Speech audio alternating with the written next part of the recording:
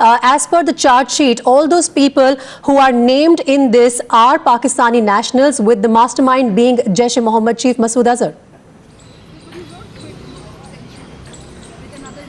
Well, certainly this is a big development coming at this hour. The National Investigative Agency finally has filed the charge sheet 11 months after the horrific terror attack in Pathankot. This was perhaps the biggest terror attack on Indian soil after the Mumbai 26/11 attack. In fact, 7 of our brave hearts had sacrificed their life for the country. Apart from that, 37 others were injured in this gruesome attack. Now, all through the year, India has tried its best to provide whatever evidence it could to Pakistan. In fact, a joint investigation team was also being formed by Pakistan, which was given unprecedented access inside the Pathankot Air Force Base. In fact, the National Investigative Agency and its IG, Sanjeev Kumar, had also presented a detailed investigation and a detailed presentation on what could be, the possible people behind this. In fact, now the charge sheet has been filed, and Alok Mittal, the spokesperson of the NIA, has released a statement which is in my hands, which clearly indicates that the chief of the Jaish-e Mohammed, Maulana Masood Azhar, his brother, in fact, Rauf Asghar, and 2 other key handlers of the Pathankot terror attack perpetrators by the name of Shahid Latif and also Kashif Jan have been named in this. Times Now has also accessed the photograph of Kashif Jan, who is one of the key, perpetrators of this terror attack. He was the key handler. In fact, there is already a red corner notice against Maulana Masood Azhar, his brother and the deputy chief of JEM, Rauf Asghar, and also Shahid Latif.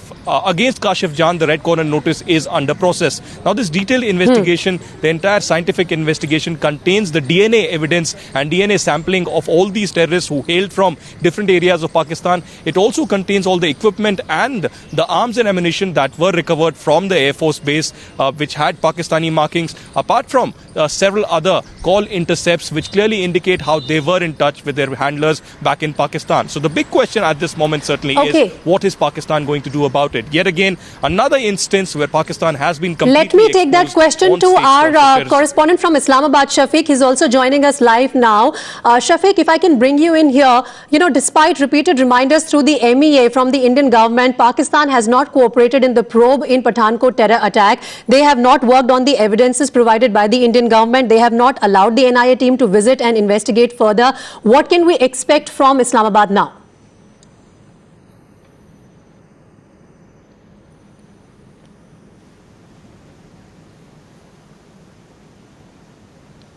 Shafiq, can you hear me? Yes, I can hear you now.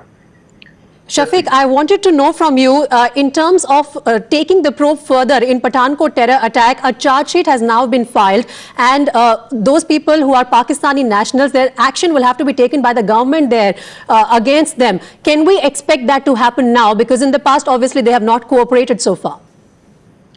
Yes, first of all, the overall situation, like the overall relation is not that much well for the last many months. Already the joint investigation team of Pakistan visited Pathankot in March, and they also completed their investigation, but they believe that there was no such or concrete evidence to establish that anyone from Pakistan went to India and they attacked, or any of the terrorists, they belong to Pakistan or they attacked the Pathankot base. So there is this is the Pakistan stance, but in fact, until and unless India did not share concrete evidences with the Pakistani authorities and provide all the details that these are the reports or these are the investigation conducted by the Indian side, and they provide concrete evidence, so Pakistan will not initiate or will not take any step.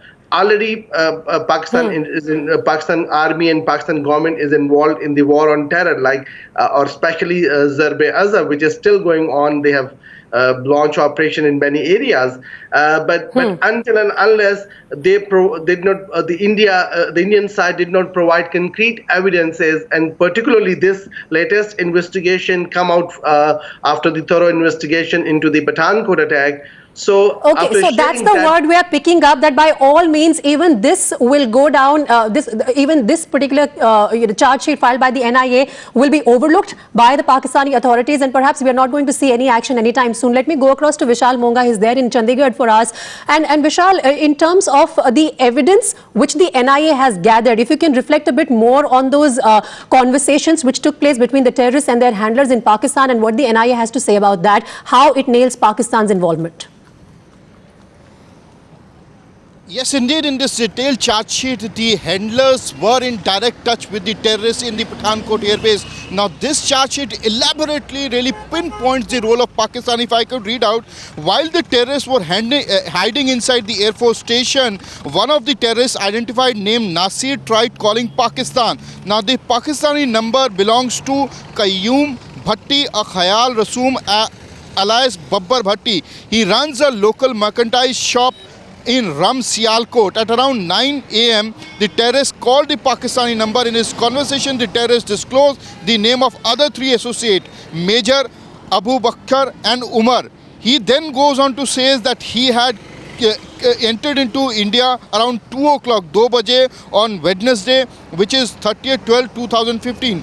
He further says that he killed 2 people, and he also spoke to his brother cousin, who is referred in the name Babbar, and to other person who is referred to name as Munna.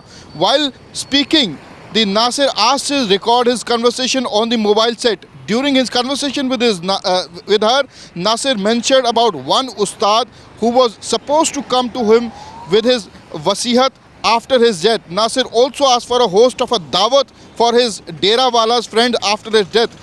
The terrorist Nasir also took the names of members of the family, relative Mudassar, Maryam, Altamash in the conversation. Nasir also disclosed that they were hiding inside the Air Force station. Now, these are elaborate conversations which have been the part of the charge sheet. Okay. It really talks about the terrorists were in touch with their handlers in Pakistan.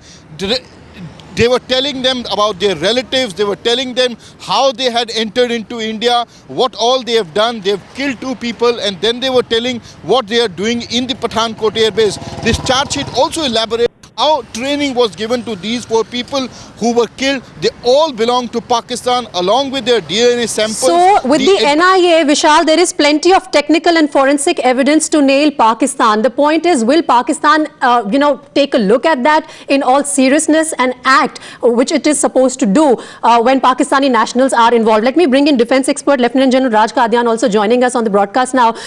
General Qadian, I want to ask from you, what can perhaps Indian government, what can Indian authorities do to make Pakistan act on the evidence that we provide them time and again? Now, Pakistan says that Indian government has not been sharing information. We allowed their investigative team to come to Pathankot, take a look, collect evidence. They did not reciprocate in the same manner. They did not allow the NIA to go there in Pakistan and probe the matter further. What more can we really do in terms of a joint investigation when we don't have a neighbor which is willing to cooperate and act?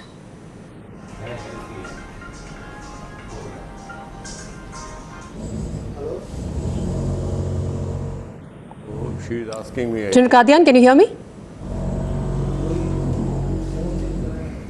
Okay, I think there is a problem in that audio line with Lieutenant General Raj Qadian. We'll try and bring him in just a bit. Let me take that question across to Shafiq, if I can. Shafiq, you said that, the Indian government has not been able to provide evidence to the Pakistani authorities for them to act against the perpetrators of Pathankot terror attack.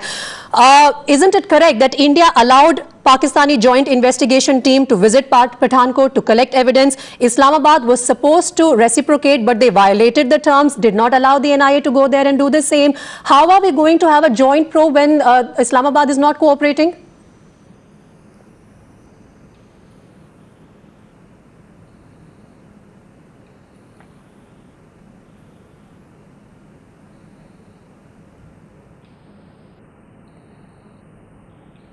Okay, I think there is a problem in that connection as well. We will try and get inputs from Islamabad in just a bit and trying to patch that audio line. Aditya, let me try and get a perspective on this from you. Despite repeated reminders through the MEA, Pakistan has not provided any evidence, has not acted upon any evidence provided by the Indian government. Now, in terms of progress in this case, when the relations between the two countries have nosedived so significantly, what can we expect? Well, all through the year, at different occasions, there have been communication between the Indian Foreign Secretary and also the Pakistani Foreign Secretary. Both Dr. S. Jaishankar and Ejaz Chaudhry have been speaking. There has been letter of communication on particularly the Pathankot terror attack case. The NIA DG Sharad Kumar has also written to Pakistan through the MEA.